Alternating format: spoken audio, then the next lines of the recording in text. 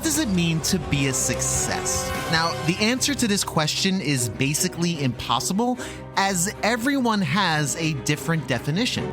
My idea of success likely varies greatly from yours. But in the world of games, it's even trickier. What I find fun, most people likely find boring, and vice versa. So what's with Final Fantasy VIII? By every measurable metric, it was a smashing success. By grossing $151 million in its first day of release in Japan, and an additional $50 million in the first 3 months of its North American release, Final Fantasy VIII was the fastest-selling title in the franchise until 2009's Final Fantasy XIII. All the major news outlets of the day gave it sparkling 9 out of 10s and 4 stars out of 5. And yet, when talked about in most fan circles, the opinion ranges from meh to yuck. In the interest of journalistic integrity, I did a decent amount of research both in online ranking videos and articles, and discovered Final Fantasy VIII ranks anywhere from dead last to middle of the pack. Now, there are exceptions, and modern YouTubers are re-examining the game, but the evidence is there. Most people don't like Final Fantasy VIII. And if you're listening to this episode, you likely fall into one of two camps. You either grew up with the game and have fond memories, or you're here for the verbal smackdown. And both stances are extremely valid, because the truth of the adventures of Squall, Rinoa, and Seifer truly lies somewhere in the middle. On this long-delayed episode of A Gamer Looks at 40, we talk first impressions and gameplay gripes of this well-received, yet ill-remembered title in the Final Fantasy franchise. Time to brush up on our seed lore, draw up some magic points, and do... what now with the junction system? I still don't get it. As we explore Final Fantasy VIII, Part 1, First Steps into a Bizarre, Beautiful World. Coming this fall, the most anticipated action-adventure of the year. A story of one man's struggle to save mankind from extermination and his quest to win the heart of the woman he loves. An epic so stunning your emotions will stir, your heart will race, and your thumbs will be really, really sore. Final Fantasy VIII coming to a home theater near you. PlayStation. Now, before we start talking first impressions, I wanted to extend an apology to the many people who I was unable to interview for this 2-part episode.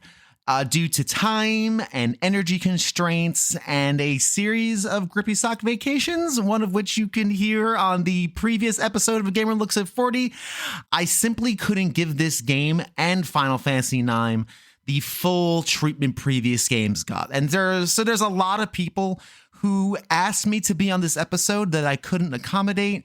I just wanted to take this minute and say sorry, because unfortunately this needed to come out, and that's just kind of the way it worked. It was not personal, I promise. Simply due to time and energy and other situation constraints.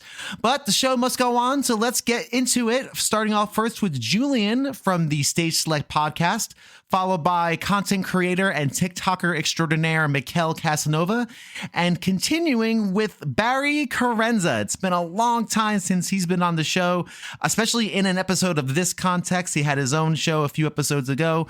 Barry Carenza returns to talk a bit about the first impressions, the first time they got their hands on Final Fantasy VIII, and what they thought about it. We are here to talk about a game that some people love, a lot of people don't.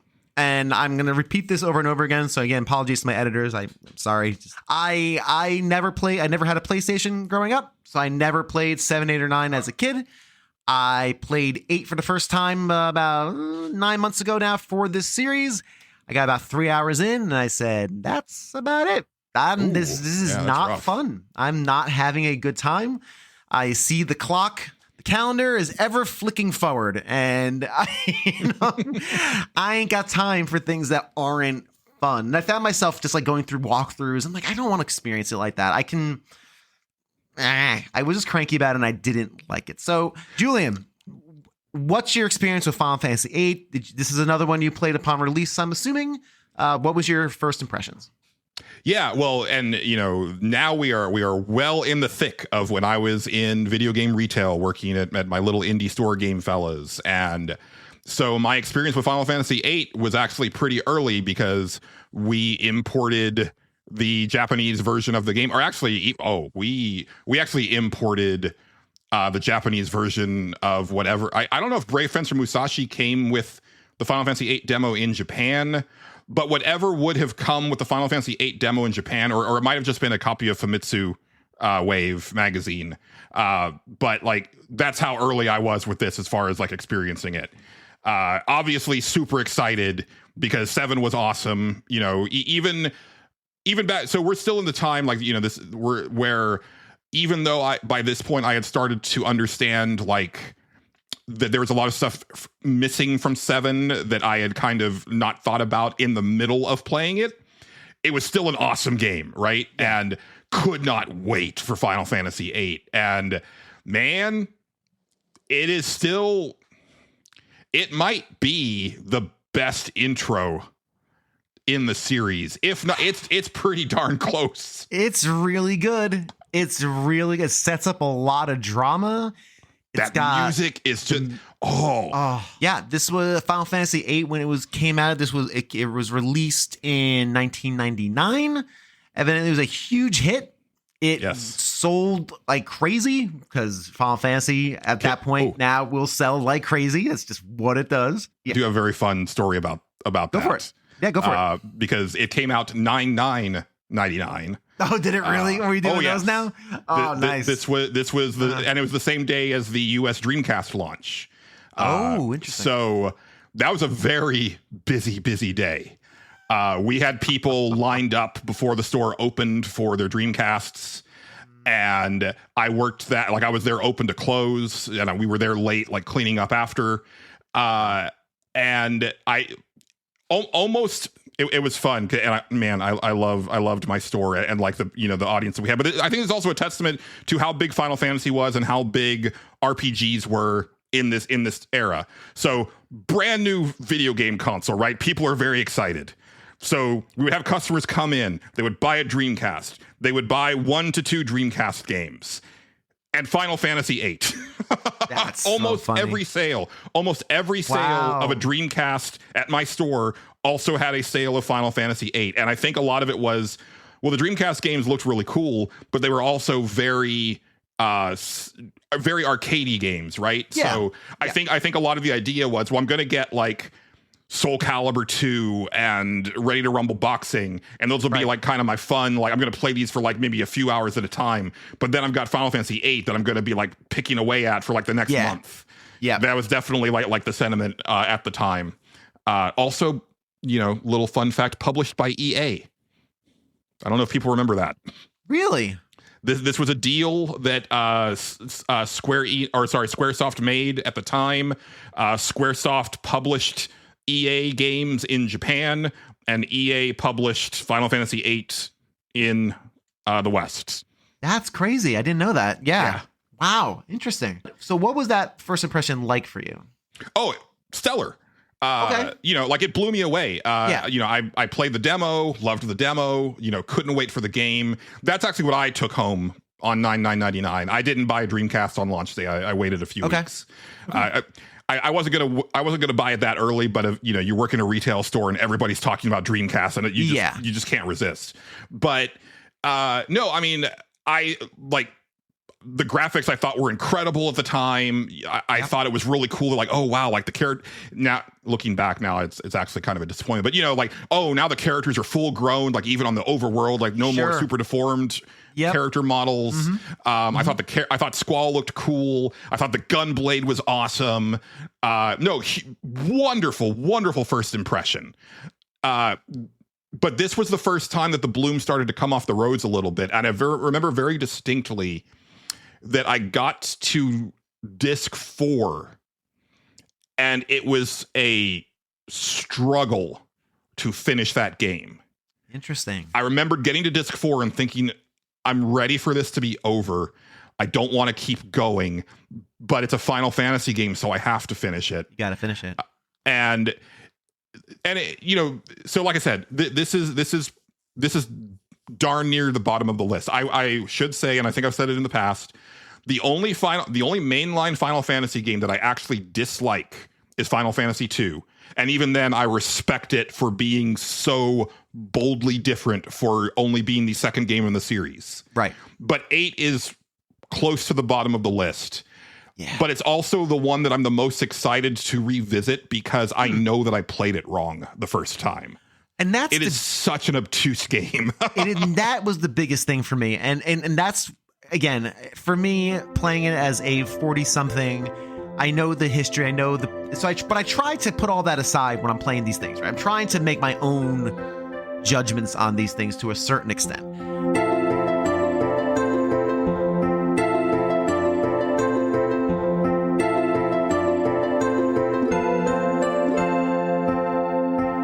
Mekel, what was your first impression with Final Fantasy VIII? See, my first impression with it was back in the day. Back in the day, people, back when you used to get demo discs from Pizza Hut, you know? How many of y'all remember that? Yes, I remember those days. So basically, my first experience with it was from a demo disc that I got from, I think we got some pizza from Pizza Hut, and it came with it. So I got to try it. And this is me coming off of, Final Fantasy 3, which we know is 6, going to 7. I was obsessed with 7, OG 7, not so much remake. Yeah, I said it. Y'all can come for me. I want to smoke. Anyways, I was obsessed with OG 7. And then when I went into playing Final Fantasy 8, the demo hooked me, but there were still points where I'm like, this is different. This is really different. Like going from 6 to 7 was different, but it wasn't that dramatically different aside from the materia system. But the whole junctioning, you didn't really get to tinker with that too much in the demo. So I was like, okay, so everything's just kind of preset as it is. And then I remember it was around the Christmas time, 99. I was begging my parents to get it for me. My mom ultimately ended up getting it. And let's just say I enjoyed it. Mm-hmm.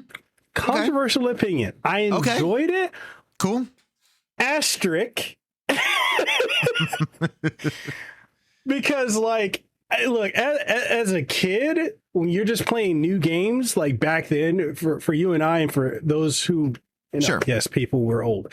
Back when we used to play games back in the days, like everything was so dramatically different from something else. So it was a different experience. So we could go in there and like, oh, okay, this is different. We figure it out and keep playing and go from there. Or we just pull up, we go look at a guide in like a Barnes and Noble or a grocery store and figure it out from there. It was good. The junctioning system was different, but it made sense to me as a kid. Going back and replaying it as an adult, no. So so when you were a kid though, you stuck it out. Now, how old were you when you were playing Final Fantasy VIII? Oh, was it like upon release ish? It was I want to say a couple weeks after or a couple months after. Okay. I got it Christmas of 99. Okay.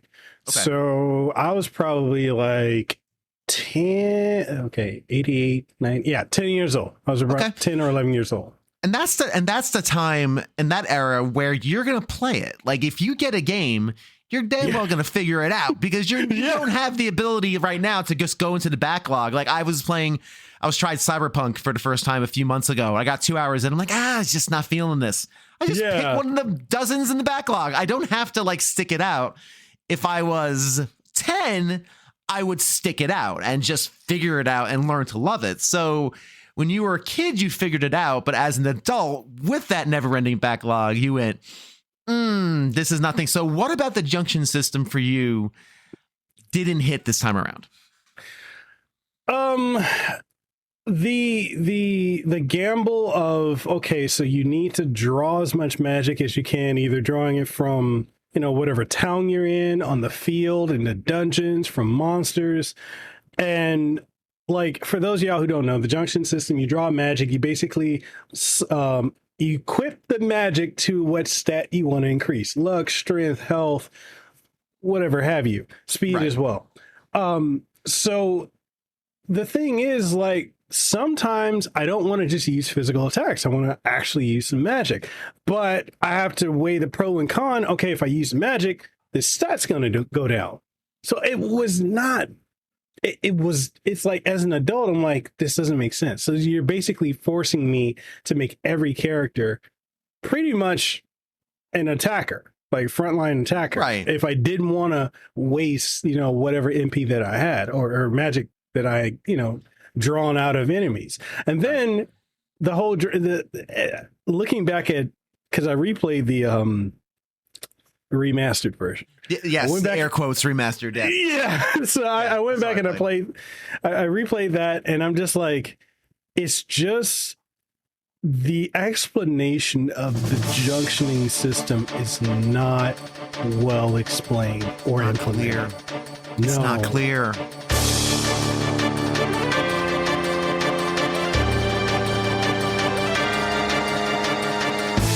Final Fantasy VIII. Just a quick preface. I've tried playing Final Fantasy VIII a few months ago. I gave it a good 3 hours, and I said, no, thank you. I have better things to do with life. So I am not the biggest fan of this game. I've read up on this game, though. I've studied up on it. I've watched like recaps. So when did you first play Final Fantasy VIII, and what was your initial take on it? Well, after 7, and my friend who was so obsessed with 7 thought it was the greatest thing since sliced bread, and all I had to do was keep pointing him to Final Fantasy 3 or 6 and saying they did all this before. Right. When 8 came out, the first thing was the trailer, and this was the early days of the internet, and there was that first teaser trailer. We saw the cinematic. It was all CG, and he was flipping. And I watched it, and I was like, "This looks incredible," because it was all CG. And of course, compared to 7's blocky characters and polygonal characters, this seemed like, oh, are they going to have more depth to the characters in terms of models?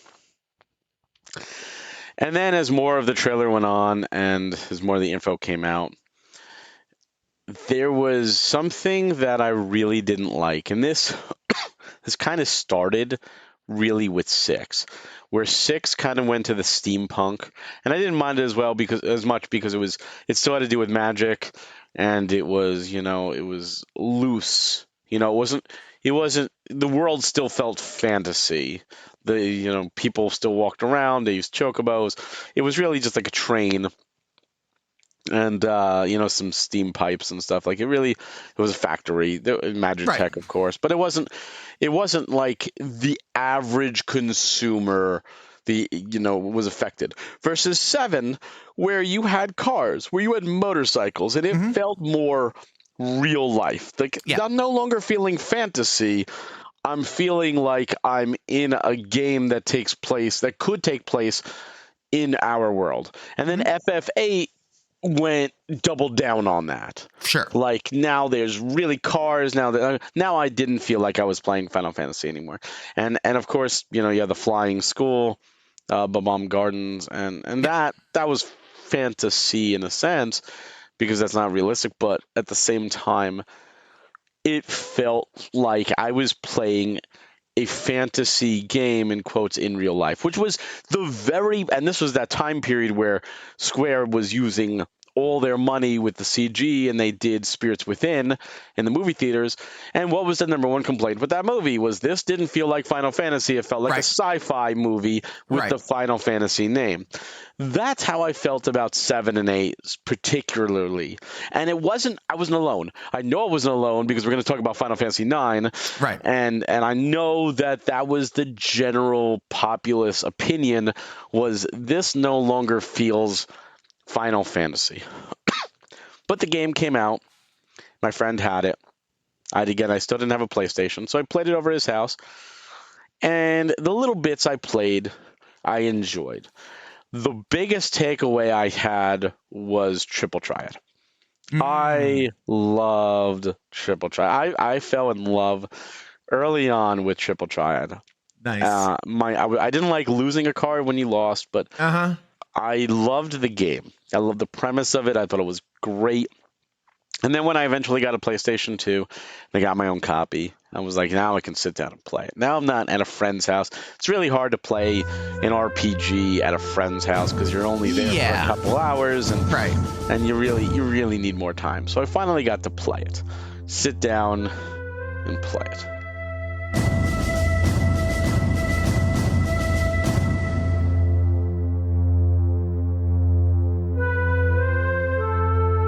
Continuing our conversation of introductions and first impressions is Eddie Varnell of the Boss Rush Network, followed by Michael K. Hughes of the Capes and Junk podcast, and finally Eric of the Unlockables podcast. I think it's the worst game in the whole series. Okay. Oof. Okay. And I rented Final Fantasy VIII from Blockbuster. That's how old school I am, everybody. So let's go. I'm just like, oh, I'm so into Final Fantasy. I'm loving Final Fantasy. I'm reading all of these previews. What the heck is this junction system? Wait a minute. I gotta buy a magazine to upgrade my weapons? I was furious at this game. I've never finished Final Fantasy VIII. I got out of the school. I did some leveling and everything. I didn't get the junction system. When I found out that you started doing like flashbacks, or you was this other character in this other storyline, I was just like, this is nonsense. I took the disc out. I mean, my 5 days was up. I put it back in, took it back to Blockbuster, and already made my decision. I would never play Final Fantasy VIII because it is pure... Oh goodness! It is just pure bad. Pure bad. And so, okay, go for it. It's not bad, everybody. It's questionable content. That's what we use. So at Boss Rush, when we know a game is not up to par, it's really trash, and we don't really like it, we're nice to it by calling it questionable content. Because questionable content. I like that a lot. Questionable content. It's great. Yeah. So Final Fantasy VIII is a questionable content game. 8 I played for 3 hours last year. And actually not last year, actually earlier this year, because I was getting ready for these interviews. And I'm like, let me just play 8. I gave it 3 hours. And I'm like, nope. I just no, I can't do it. So I think the Final Fantasy VIII episode is just going to be me talking to fans, having them try to convince me to play Final Fantasy VIII. I mean, it might just be that, because I promise you, I gave it 3 good hours, and I'm like, this is just not. I'm not enjoying myself, and life's too short. So I'm going to spoil a little bit. But that's cool. I'm probably going to watch it. Why. There is a battle that you cannot use magic. And if you have put everything in your junction system against this boss battle and everything, you cannot fight him because you don't have magic and your weapons is low. Like, you don't have enough power in your weapons to beat him.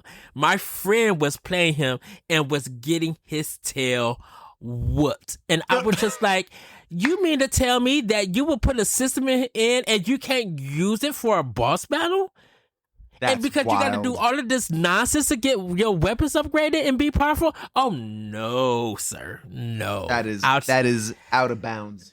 But if you get some Final Fantasy VIII and, yeah. Who knows? One day. We'll see. We shall see. We shall see.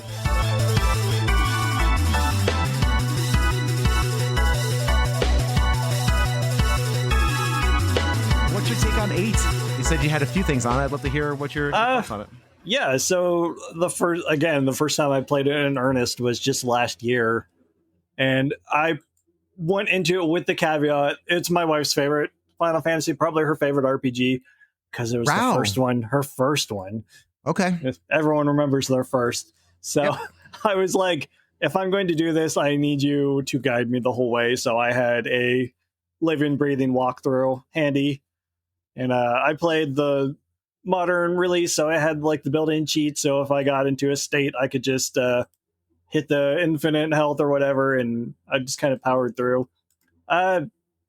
I was kind of hoping the GF system, the Guardian Force system, was going to hook me the same way that Materia did in 7, but it kind of gets there, but it can't keep up the momentum because I thought it was kind of cool that you can gain experience to learn new abilities, kind of like tactics, but it didn't do enough to keep me interested, unfortunately. But I did beat the game, so I can at least say that. That's fair. I gave it 3 hours. I gave it a real solid try, and I said, nope, this is not fun. It's rough. And it commits a cardinal sin in my book. If, especially in the turn-based RPG, if your enemies scale with you, that's a red flag. That's a really hard, because it removes. I think the idea is it removes the need for grinding, but that's kind of part of the joys of playing a role-playing game, is that building up your party and getting stronger and feeling like you have more abilities. If your enemies are scaling with you, then you lose that sense of progression, and that's what's the point?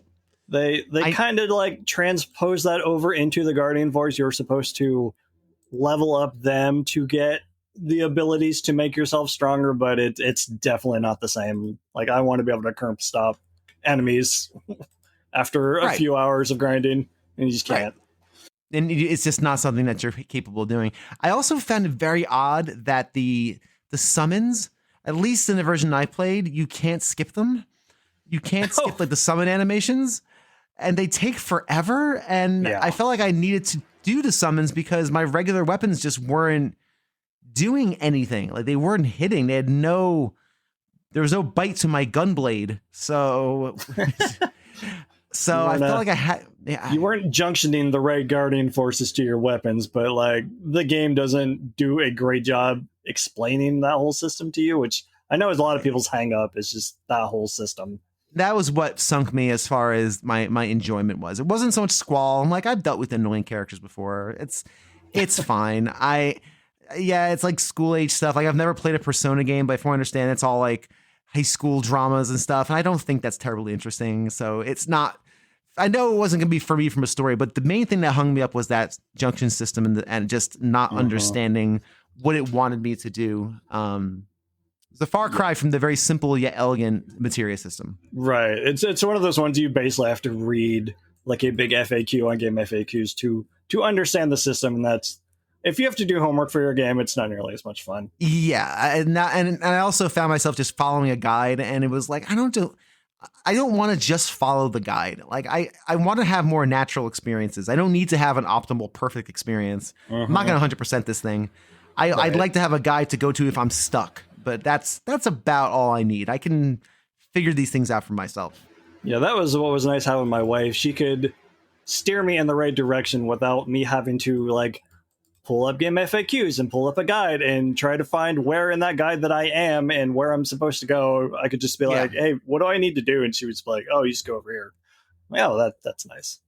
I will say the story kind of grew on me because it gets kind of bonkers, but it takes like 3/4 away to get there.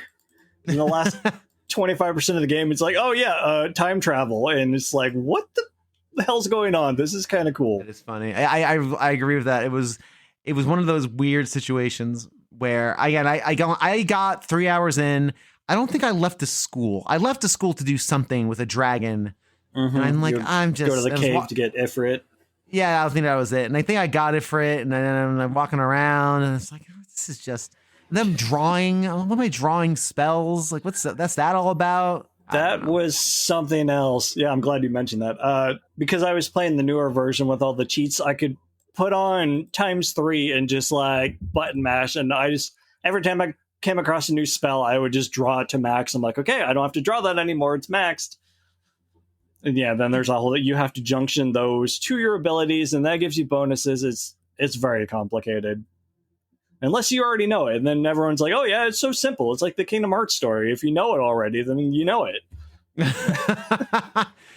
Every month, I think, Mike Albertin, says to me, so when are you doing a Kingdom Hearts? And I'm like, I am not.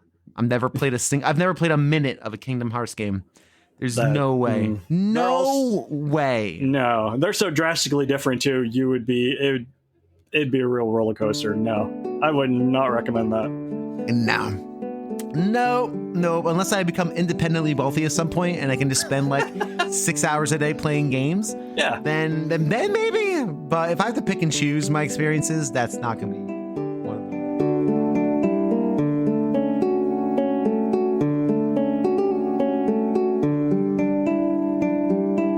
Well, let's start by talking about a little bit about Final Fantasy VIII. A divisive game. I did not play this, just to give you some background, and my poor editor has to hear this 1,000 times, but it's important for setup. I did not have a PS1 growing up. I was Team Nintendo, and that was it. I was not going to change my allegiance for anybody, including for Final Fantasy. So I did not play Final Fantasy 8 or 9 as a kid. I played it a year or so. I started a year or so ago for this podcast series. Got about 3 hours in and said, that's about all I got for you, Final Fantasy VIII. So tell me, what was your first introduction to Final Fantasy VIII? Well, funny enough, it does go back to Kingdom Hearts being my first introduction to Final Fantasy VIII because early on in Kingdom Hearts 1, when Sora leaves the island and ends up in Traverse Town, he meets Squall there, and Squall kind of sets him off on his adventure throughout the rest of that game. Except in Kingdom Hearts 1, he's not called Squall, he's called Leon. And it's a really weird kind of change, a story reason there why he's called Leon. So for the longest time, and still to this day, I refer to Squall as Leon, and that makes a lot of people that love Final Fantasy VIII really, really upset. I think it's but that's who he is to me. That's how I was introduced to him. But I've been meaning since I started the show to go back and kind of clean up some games on my backlog that I missed growing up. Throughout my childhood, teenage years, college years, I played a lot of like what you'd call the pretty standard AAA games, your shooters and stuff, and things you could play online with friends. That's how I kept in touch with a lot of my college friends. But ever since starting the show, I wanted to go back and play a lot of the games I missed. And the first two Final Fantasy games of the PlayStation 1 era were games that I missed, Final Fantasy 7 and Final Fantasy 8. I was a Nintendo guy as well. I still consider myself a Nintendo guy. I had a Super Nintendo and a PlayStation 1. I was very blessed with my childhood. But the PlayStation 1 was more for things like racing games, or I played Crash Bandicoot.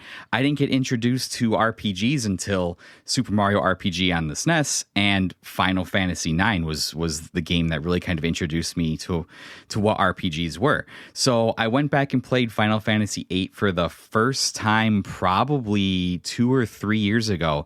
One of my very close friends, it's their favorite of the PlayStation trilogy of Final Fantasies. And yeah, I've kind of found the same thing that you have. On one end, I found that there's a very intense love for Final Fantasy VIII, and at the other end, there's also a very intense belief that it is the weakest of the 3 PlayStation 1 games. So there's a definite, it's probably, like you say, it's definitely the most divisive of the 3 titles, I think. But since then, I've gone back and played it twice, and I've learned to love it in its own way, because I think it is the amazing thing about the PlayStation 1 Final Fantasies is they're all so unique from each other. 7 is so much different than 8 is so much different than 9, and 8 in its own way has its own kind of flavor and its own kind of style that I just really, really appreciate. There's definitely things about it that I think we'll dive into that I don't like and kind of rub me the wrong way.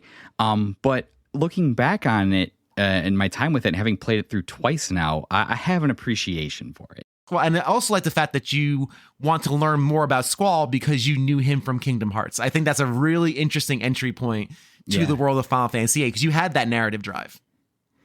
Yeah, and it is really cool kind of seeing kind of the way his journey in Final Fantasy VIII, and like the way he presents in Kingdom Hearts 1 and 2. He is more of like this authority, almost like not fatherly figure, but he's like a mentor type figure to Sora throughout his adventures in those games. And it's very funny to go back and see him just like not be bothered by literally anything that's going on. Although by the end he does have the growth and comes to care about his companions and, you know, his story with Renoa and all that stuff.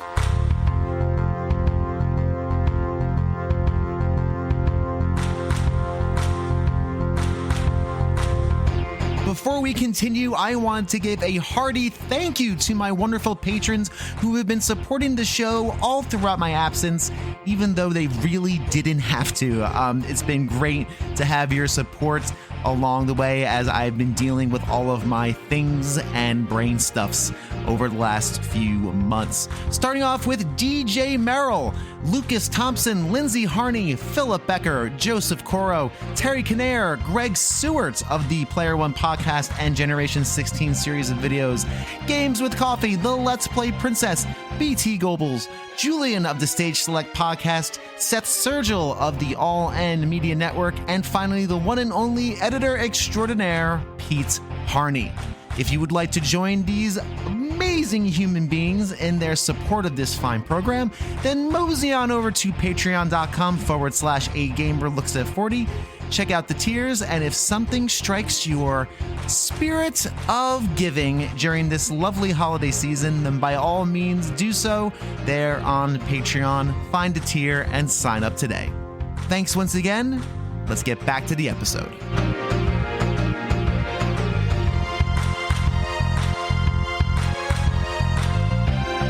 Closing out our conversation on introductions and first impressions is James and JJ of the Retrofits channel on YouTube, followed by Josh of the Still Loading podcast. Then music producer extraordinaire Mustin joins the conversation. And then finally, the lads of New Dad Gaming puts a pretty fine point on the introduction conversation. Let's listen in. Talk about two video games from the Final Fantasy series.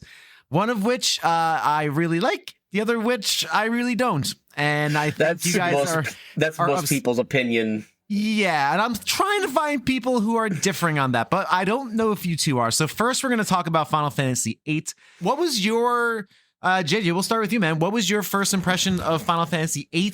Did you, and just go from there. Well, I mean, from the get-go, the marketing went hard for Final Fantasy VIII. I distinctly remember they were advertising that it had over an hour worth of cutscenes and how good it was visually, which admittedly it was. The cutscenes were great. And it visually at the time, it was stunning. Yeah. It had a lot. They were 8 and 9 were actually developed at the same time, and they purposely went in two different directions. You had sci-fi with 8, where you had high fantasy with 9. Yeah, 8.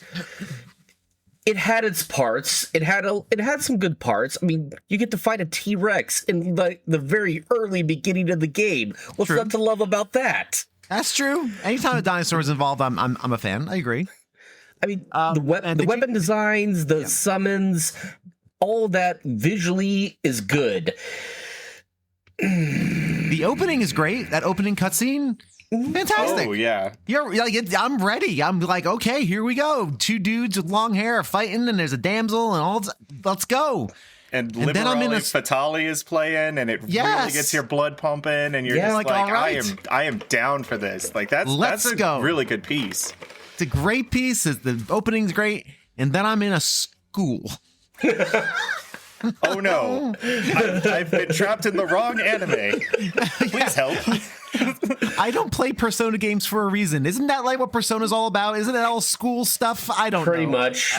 Yeah, it's like 70% being a high schooler trying to date the 30-year-old teachers. It's weird. No, I mean, see? Your school does eventually become a ship that can move around, so... Yes, true, but it takes a while, a few discs before that happens. JJ, you have to spend hours in the school before that happens. Yes. like you're paying ahead of time.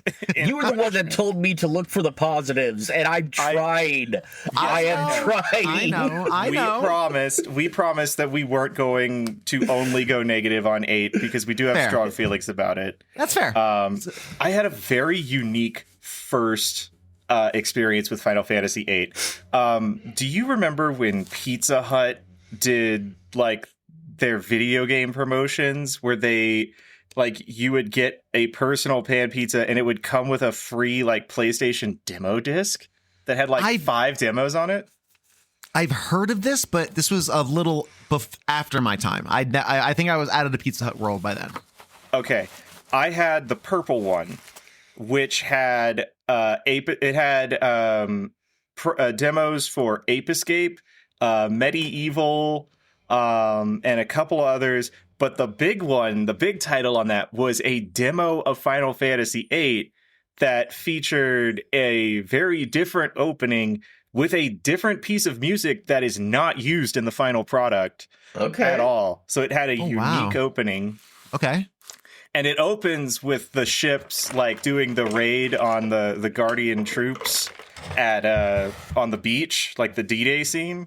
Mm-hmm. So it immediately kind of drew me in, and it also like didn't have a lot of the like main gameplay mechanics thrown into the demo, because it was just you playing like through that part up until you get chased by the big robot, and then that was the end of the demo.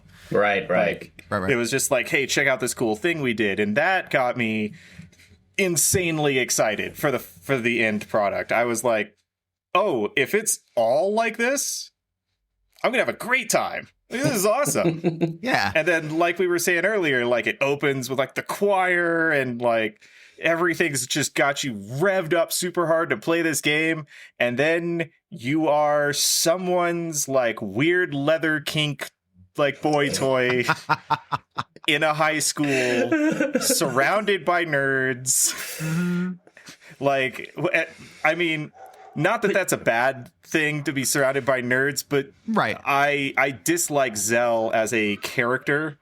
I like him in combat, actually. He was one of my favorites to use in combat because he was like Sabin from Final Fantasy VI, where you had to do the input controls and it was like a fighting game. So that was fun.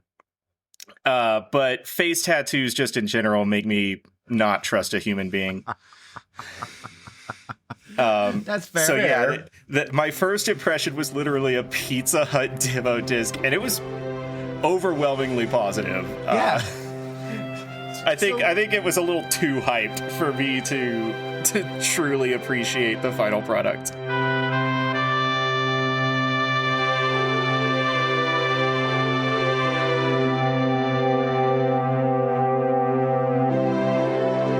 So 7 I loved, but then when I'm like, okay, well now I want to play 8. I love 7, I should play 8. And I remember a friend of mine let me borrow the strategy guide for 8. And I'm very grateful he did, because I remember being like, everyone was saying like, oh, 8's like is not great. Like in terms of like the tiers of Final Fantasies on the PS1, all of my friends at the time were like 7's the best, 9's okay, and then 8 is like the worst. And I had the complete opposite, where I was like, no, 8's my favorite, 7's the second, and 9 it was okay. And now as an adult, I have it all completely switched, but I'll share my rankings a little bit later on. Sure. But I switched over to 8, and I would bring that strategy guide with me to school every single day. I'd be in the cafeteria at lunch, just flipping through, literally just looking at the pages of the summons, the Guardian forces, because I thought they were just so cool looking, and seeing what was up ahead, and like looking at all the different like stills from the game, because like the world of Final Fantasy VIII just really captured my imagination.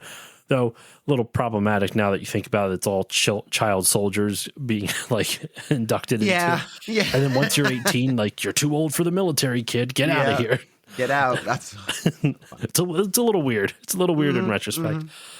When I was playing it though, and never thought anything of it, but it still was amusing to say the least. So, yeah, and I loved Final Fantasy VIII, and like I loved the story of it. I think the world for Final Fantasy VIII was really what struck me, because despite the problematic child soldiers or teenage soldiers, the idea of like the opening cutscene of the Dalit Seed field exam, and they're like going across the water. It's almost like Saving Private Ryan-esque with like the CG cutscene is going, and it bursts onto a landing, and it's really cool. It's really, really cool. And then you go through the whole thing with Cypher, and you're trying to escape the giant freaking like spider robot or whatever it is. It was an awesome scene. And the way they built up the world, where there's like this like war between Galbadia and what is it? Esthar, or however you pronounce it. And I loved everything about it. It just captured my imagination as a kid. And I think what really got me was of just how like when you leave Galbadia and you go and when you not Galbadia, excuse me, when you leave Balam Garden for your first mission once you're a seed and you meet Renoa and you find out about this like resistance group for trying to go against Galbadia. That was really cool. And now once you find out that she's actually the daughter of the lead general of Galbadia, which just adds further intrigue to it. It was really cool. That game, I was talking to some friends about it. I feel like disc 1 is one of the best setups of any Final Fantasy. And then discs 2 through 4 are just kind of a letdown in terms of story. Interesting. Yeah, that's a very fair point. It's a very front-loaded game, if I remember correctly. It's very front-loaded, and it really does build a ton of that intrigue. And maybe that's why people aren't as connected to it. But it sounds like as a kid, this is the one that you really latched on to.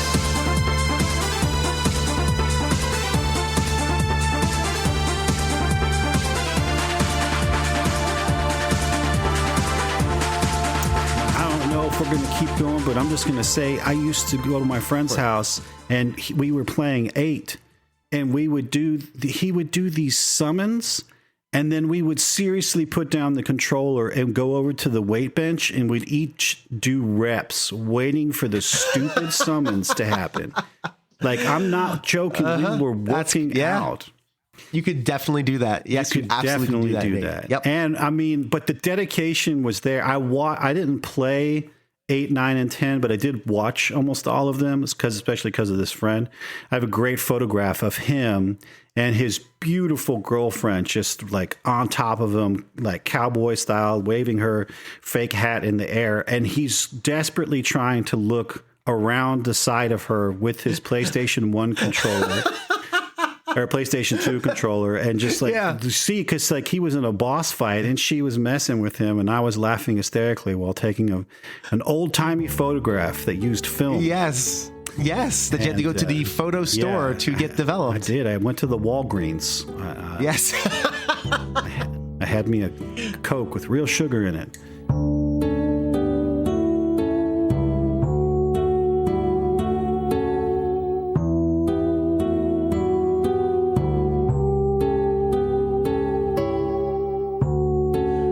Jeff, did you play Final Fantasy VIII? Because you had it. You just had a Final Fantasy VIII reference. Trevor, have you attempted Final Fantasy VIII? Never even touched it. Okay. I've just really never touched. Never played it once. Oh, I have no intention. And Trevor, you should not, because it's not good. Jeff, I gave Final Fantasy VIII a real solid try. I gave it 2 to 3 hours of dad time a couple months ago. That's a lot. So I never had a PlayStation as a kid, so I've never played 8 or 9. I could not do it. As somebody who clearly understands the world of Final Fantasy VIII, please convince me to give it a try. If you can. Okay, so this is the hard one. This is like so we talked about family and how Chrono Trigger is like not exactly like blood related, but shows up to things and stuff. Final Fantasy VIII is like maybe like the uncle that you're not so sure about. He shows up to things. You're not sure if you want him there, right? Like he's kind of cold to you, and you're not sure what like. He's done some time, and you're not quite sure if we're never quite sure if he's going to show up to family reunion or to Christmas because he may be someplace else. Yeah. But he's a good guy. He's a nice guy and all, but right. So I don't think I'm the best to convince you to like go through it because it's one of those ones that, again, the opening is so fantastic. I think 8 starts with, again, one of the killer intros. It's so orchestral. It's almost like Disney-like, right? Like it's just all this animation was going into it. And you're like, yes, let's go. And I remember I even had a demo for this thing and was sold on it. Like, I'm going to get this. This is amazing. And then it kind of just gave up. Like there was so much to it that just felt like a chore, and that was from somebody that was grinding in Final Fantasy 6 and 7 to get my characters to level 99, and I got to 8. I'm like, what do you mean I have to draw magic out of things and I have uses for that? I don't even use elixirs because I'm afraid to get down less than double digits, let alone I don't want my magic spells to be less than a certain number. So I gave that one a fair shot, and I did not complete that one. I made it. I had that big opening. I was like, okay, this is cool. Awesome. This is very final. This is very 90s Final Fantasy. This is fine. That were 2000s or Final Fantasy. This is fine. And then I'm at school, and I'm walking around a school, and I'm trying to play. I'm trying to play some card game, and I'm losing all my cards, and I'm like, this isn't right. This isn't good. And then like you say, he wants me to draw magic from things. Like, but I can't attack. Oh, and I'm trying to hit things with my sword because that's what you do in a Final Fantasy game, and it doesn't work. Yep. Nothing happens. Yes. So I got to do summons, but the summons take a minute a pop to run. Like, what am I doing? I have no dad time for this. So I think I might have to play a heavily modded version of it that shaves all those edges off. And it's like the first summon of the game. It takes a minute to fire off, and I'm like, I can't do Knights of the Round every single thing. Like, what's going on here? I gotta get over with. It's a totally different game. It's just like they really took their time. They really want you to ease in this thing, and you just kind of give up. I want it to go. I was finding no joy. Yeah. So my Final Fantasy VIII episode is going to be me, because I know people are people. It's just no. This is a positive show. This is a show that tries to draw positivity from things. It's intentional. I am going to spend all Final Fantasy VIII interviewing people who love the game and try and have them convince me to play it. It's a whole episode. Convince me, why do you like this game? And convince me to give it a go, because I have not found any joy in it. We shouldn't be too proud, because there's some decent number of Final Fantasies that are like, oh, no, just stick with it for past the first 30 hours, and then it gets good. Like Final Fantasy 13, right? Once you get past the first 25 hours, it's just, then you skip. It's wonderful. The world opens up. You can do hunts and it's awesome. Just gotta get past the first 30 hours or so. You're fine. I'd listen to that episode. People desperately trying to convince you. I don't, because I know people who really like it. I have people already queued up who are willing to talk about it, who love it, but they played it as kids. They're younger, and and that's always part of it. So I'll find the gems out of there. See, I played it as a kid, or probably teenager at that point. Probably did not like it. Did not bounced off it. It did some cool things, like you would run with your little character and it would have full motion video behind you. Like, it was like that some element was in Final Fantasy VII, but it really amped that up, and there's this whole war scene and stuff, and you're just like, and then it just drops off a cliff, and you're just like, why am I doing these things?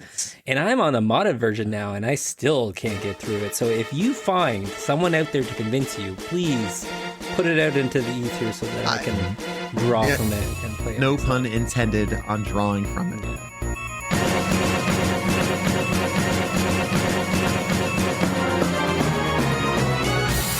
Now, while first impressions are often very subjective, gameplay tends to be a bit more objective, because what makes a game work or doesn't work usually falls within a set of parameters. And again, people find things fun that other people don't. Nothing is completely 100% objective. You can talk to the well-read mage if you want to have that conversation. But for the most part, gameplay falls a little more within the bounds of rules and regulations, more than how I feel about a thing or how a thing made me feel way back in the day. To talk about the gameplay of Final Fantasy VIII is Mekel Kasanova, followed by Mike Albertin of Games My Mom Found, and then rounding out this section is Mike of the Distorted Illusions YouTube channel. Okay, here's another thing about Final Fantasy VIII is how you get new weapons. That so you said you played about 3 hours into it. About 3 hours and change, yeah. I don't think I got out of the school. I got out of the school to get in for it, and then that was about it. And then I went back to school. I'm like, I'm back in school again. It's okay, cool. I'm a seed now. Fantastic. And that was the end of it. I was like, that's about it. So you're gonna have to do some grinding to get basically the way you get new weapons is you have to craft them. You have to get I think it's called Weapons Monthly Magazine or something like that. You got to find those. You have to either find or buy it. Then you've got to grind enemies to get specific items to be able to craft the weapon. Sometimes you have to, like I was saying, like having to get good at triple triad, because you're going to have to do that if you want to get Squall's ultimate weapon, the Lionheart. You're gonna have to go and start drawing and doing all kinds of other stuff from Ultimate and Omega weapon. It is if people think Final Fantasy X side quests were bad to get ultimate weapons. No, eight has eight's like hold my beer. Wow. None of that sounds great. None of that sounds great. It's Final Fantasy VIII, of course, also known for enemies scaling with your level. So you have because that's fun. You know, never feeling like you're overpowered, never feeling like you are not walking through an old area and just wrecking enemies you had a hard time with hours before. I guess that's not fun. So all the enemies scale with you as well, which drove me, when I found out that was a thing, that might have been the final straw. I was like, oh, no. I can't even grind and just grind my way through this. That's challenge. So if you've got 5 or 6 hours to spare, you could literally grind drawing magic to max out your attacking abilities in the first dungeon. Oh, interesting. Sure. But then you never use magic. You just use your physical attacks and you can, you just one-shot everything. So I'm like, this game is so broken. Yeah, that feels broken. Yeah. Oh, that's wild. When you say that the stats are tied to what you junction it with, I didn't understand that after 3.5, 4 hours of play. Junctioning things and I did not get that piece of it. So it's not very well explained. It's a tinkerer's dream. If you're a tinkerer in a role-playing game, you love this thing. And I can't wait to talk to people who actually really do love it. But for someone who's a little more casual like I am, and I'll admit that, man, I had no love for it whatsoever. I didn't understand it. I felt like my physical attacks, kind of different from you, I felt like my physical attacks never did any damage. So I felt like I had to constantly summon every single small little fight, constantly summoning. So constantly sitting through those felt like minute long animations. You know, I'm over it after the third one. It just felt like a real drag. I just wanted to attack things with my swords. And I felt like I couldn't do that early on. I don't know if that changes or... that's a different situation, I guess. But man, I just did not find the combat entertaining or fun. Yeah, with the junctioning system, when you start equipping magic, you need to have at least drawn 40 to 50 of a specific spell for it to start seeing that big of a difference. And it just wasn't. It's not well implemented. This is the wild card Final Fantasy. I'm not gonna touch on Final Fantasy 13 because that's a whole thing unto itself. And I will be the first to admit I played and beat 13-1. I was like, okay, I'm good. 13-2 and all that. And I'm like, yeah, I don't need all that. Same. I don't get it. Same. But I will say, Final Fantasy 8, its combat and the way the systems are implemented are just as weird and intuitive as Final Fantasy 2's, in my opinion. Yeah, and it just maybe I would think with a remaster, okay, if you're remastering it, maybe you're not building it off the original source code, but you're kind of quasi emulating it with an upscaler. If we're being honest, yeah. You know, you could have at some point implemented some better, look over that and be like, hey, this explanation is not that intuitive. Let's go back and redo that. Let's re-explain this. Yes, they tried to make that remaster faithful to a fault. You know, it's like, and I wish they had done more to shave the edges off, other than putting in that remaster, at least on Steam, you can put in things like every hit goes 999 or, you know, or, you know, no encounters, but that's like super easy mode. I don't want to play the game like that. I want to engage in the mechanics of the game. I want to play the thing and not feel like I have to cheat my way through it.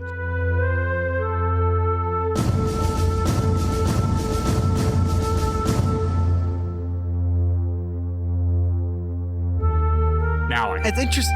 Yeah, it's I couldn't. I kept walking away with questions every time I turned it on. Like, why am I drawing? Why am I drawing magic? What is this junction thing? What am I junctioning? Why does every summon take forever? Most basic because summon you takes can boost forever. them.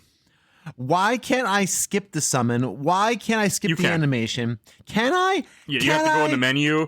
The reason why it isn't turned off in FF8 to begin with is because you can use once you unlock an ability, which is pretty early, called Boost, you can press square so many different times at different parts within the cutscene and make it a stronger attack. That's why it doesn't have you default skip it, but you can skip it because of those. And I play in the Steam Deck, so I didn't really I was able to just play it whenever, and I didn't grind because I didn't need to, because levels don't matter in that game either in the base game itself. They get the enemies level with you, so levels are irrelevant. I learned that. I was asking why don't my standard weapons do any damage? Like, why does nothing? The only thing I can do are summons, and they take forever. So every battle is taking 15 minutes. This is terrible. It's all about junctions. It's all about equipping spells to your weapon and armor. It's all about getting new weapons. It's a very different RPG, and it was in my opinion, it was ahead of its time.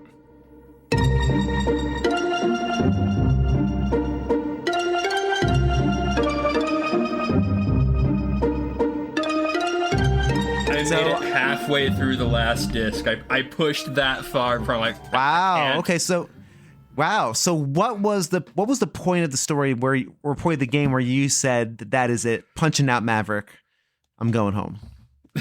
It was when you get to Future Esther. Just at the end of the game, I don't know why I played that long. I wasn't writing reviews. I had no obligation to make it that far into a game. Something in my head no, I'm going through. Because I didn't like it from the moment I started hearing Squall talk. So Squall really just turned you off. Squall, and again, you spend your whole... Basically, I mean, again, correct me if I'm wrong, but you spend most of the game as Squall. Or basically following him around. Him, a little bit of it is Laguna, when you do the whole... jumping into the past thing. It's another stupid... Oh god, my brain's starting to hurt. I really hate this game.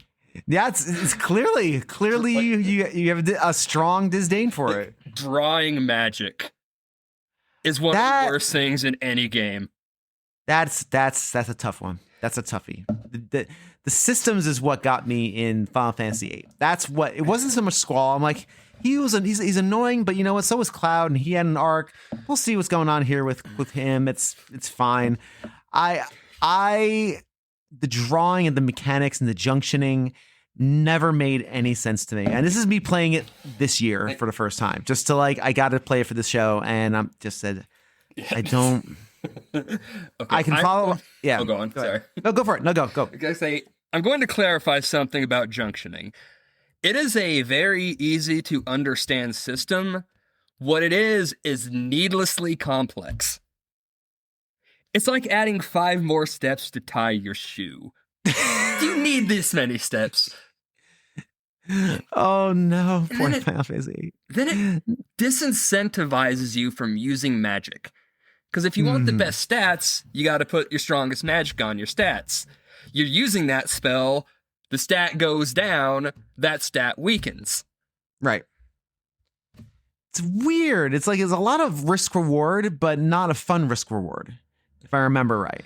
And I didn't get that deep into it. I was just concerned, how come my physical attacks do little to no damage and I have to do summons every single battle, and the summons take a minute and a change for each one to fire off, and I'm sitting here just trying to progress. It's like they turned every summon into Knights of the Round.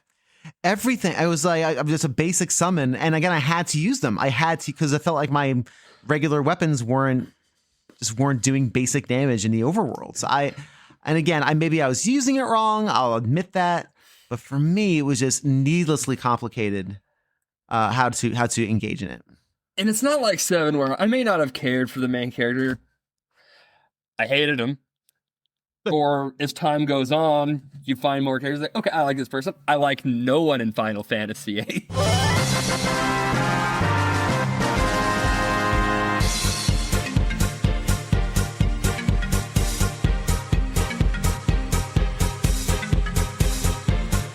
And rounding out this episode is Barry Carenza, followed by Julian, and then Eric of the Unlockables podcast as they conclude our conversation about the nuts and bolts of Final Fantasy VIII. I never had a PlayStation growing up, so for me, I missed out on 7, 8, and 9.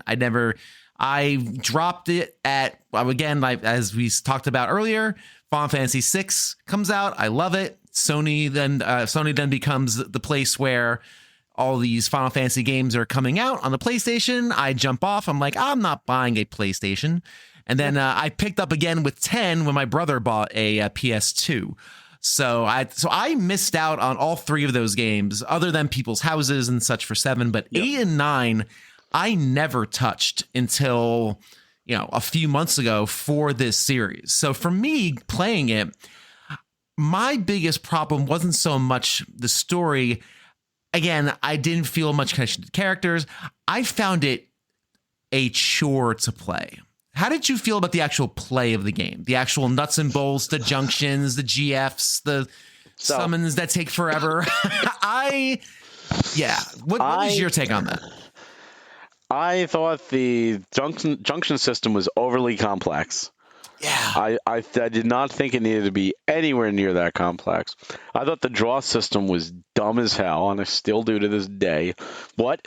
Like, we're hearkening back to the worst parts of FF1 where we have limited amount of casting, but instead of just resting it in, I have to sit there and fight an enemy and draw and draw and draw to be able to cast fire. What? Yeah. No. Yeah. And the GFs... I love the GFs. I've always loved summons. Yeah. Summons, a summoner was always one of my favorite. Yep. And I thought the GFs were incredible. Yeah. Absolutely incredible. Those cutscenes were amazing. The first 2 times, 3 times you see them. The issue becomes after the first 2 or 3 times. Because again, this is me playing it. I try to play the games as blind as possible. I don't like staring at a walkthrough while playing these things. I want to experience it as close to as close as I can, given my dad life, right? Like, I can't spend 80 hours trying to get out of something, but I felt like I could not, like, physical attacks early on were completely useless. No. And you wind up, like, at least when I was playing, I wound up using the GFs with every battle. Yeah, every battle, and they take forever. They take forever, but they destroy everything. Right. So my GFs were like pumped up, and my attacks were weak, and I didn't have, a ton of spells because I said, screw the draw system, I'll just use GFs. And like it just became less fun. Yeah. And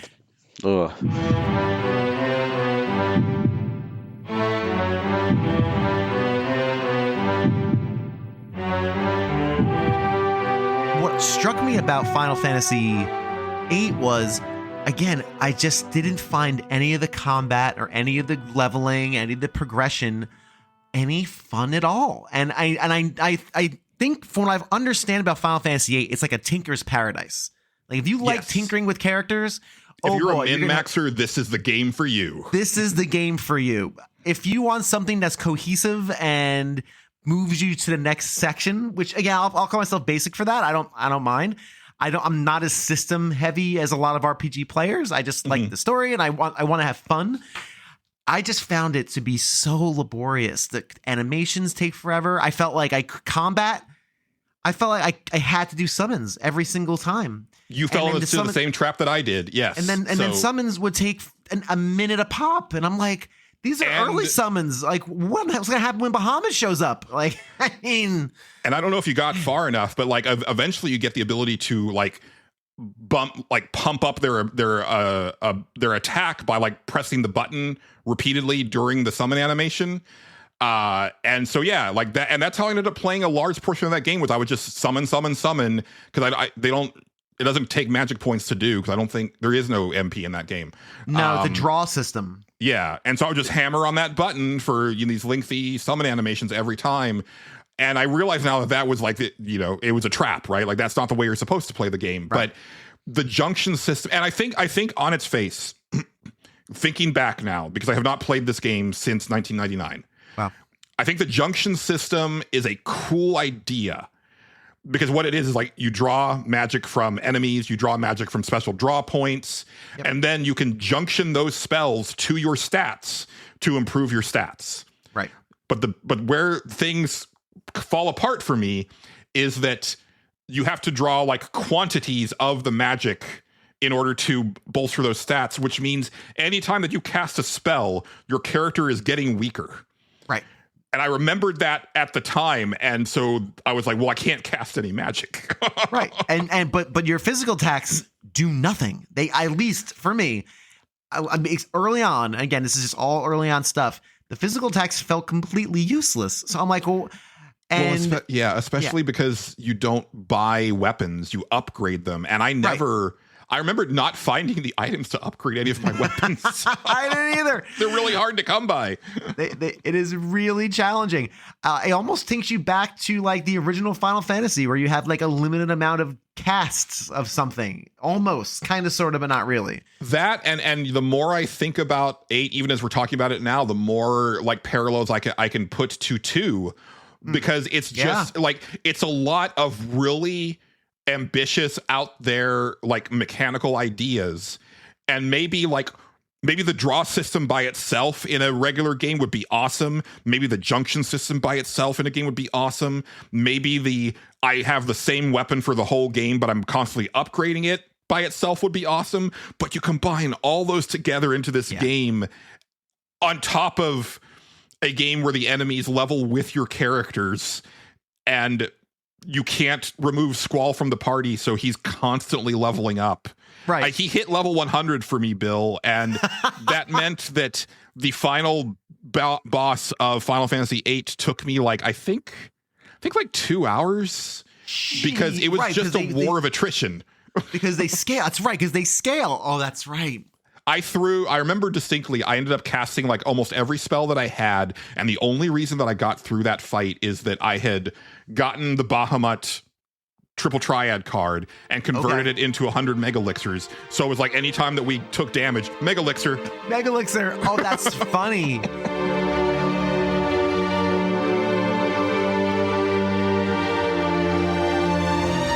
But yeah, I think just kind of thinking about it at the time, it was like I was Final Fantasy VII was 97, correct? So I would have been 6 when 7 came out, and this came out like the year or two after. So I was like, so Final Fantasy wasn't on my radar till 9, and I was too young at the time to kind of remember any of like the marketing around 7 and 8 or kind of the hullabaloo around it. I was firmly entrenched in Nintendo's ecosystem. I mean, my news was like from Nintendo Power, and like I just got Super Nintendo games, and then a year later, after Final Fantasy VII, Pokemon comes out, and that consumes my life for the next couple of years. Yep. So yeah, I think playing it at the time, the vibe I get from people is that, you know, they love 7 and the characters in the world and the materia system and the combat in 7 so much, and then 8 is such a drastic departure from that, where the character models look more human as opposed to the blocky polygons we have in 7. And then there's this really, like, the materia system in 7 is pretty highly customizable, but the junction system is like that on steroids. Infinite. It's infinite. It's crazy. It's like you said, it definitely is a min-maxer's delight. There's ways to break that game.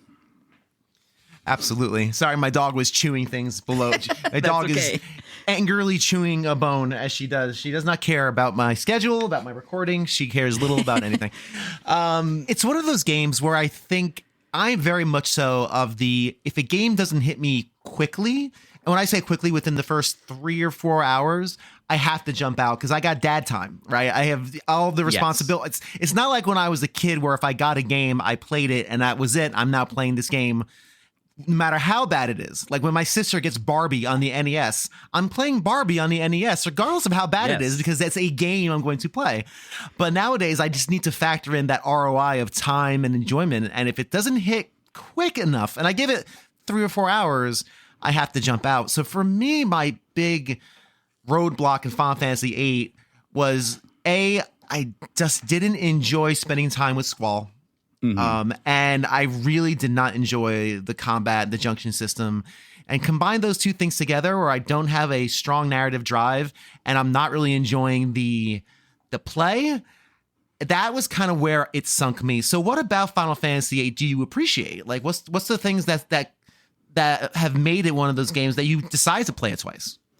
Yeah, I really enjoyed, like I said, my first experience with Squall and 8 at all was with Kingdom Hearts 1. Right. So just finally getting to learn the origins of Squall and his kind of story and what that kind of is.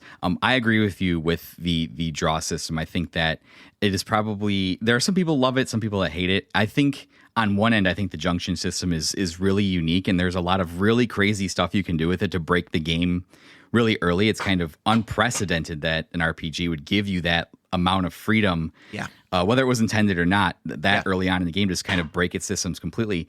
But having to draw the magic that you need to fully optimize the junction system takes a long time. Now, I think my opinion of it might be a little bit better because the version I played was on the Nintendo Switch and they implemented the speed up option where you can like 10x the game speed and just hit draw over and over and max it out really quick.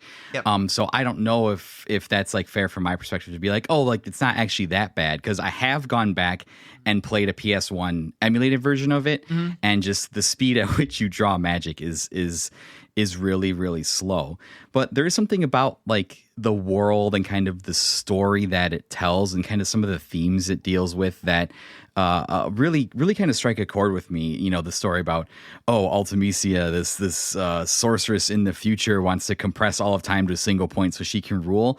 That's like that Nomura storytelling insanity that I just something that I really love about it. It gets me at my core. So there are, I think there are equal amounts of things that I have issues with in 8 and things that I love about it. But you know, I think if you have the ability to go back, if you're playing it now, I would highly recommend playing one of the, I think it's the Final Fantasy remastered version. It's the remastered, yeah. Yeah. Quality of life improvements, I think, do a lot for that game.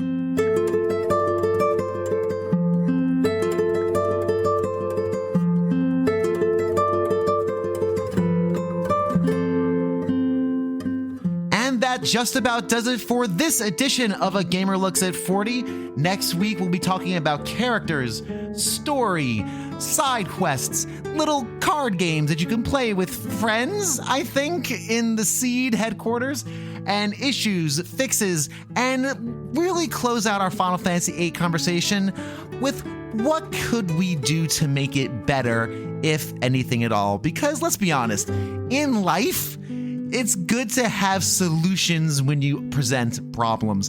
And that's what we're going to try to do next week on A Gamer Looks at 40. Thank you once again for listening. If you haven't done so already, check me out on Instagram and TikTok. And I think I'm still on BlueSky if they haven't canceled me for lack of doing things. Also, check out the Discord if you want to connect with the show and some of the amazing fans of this program.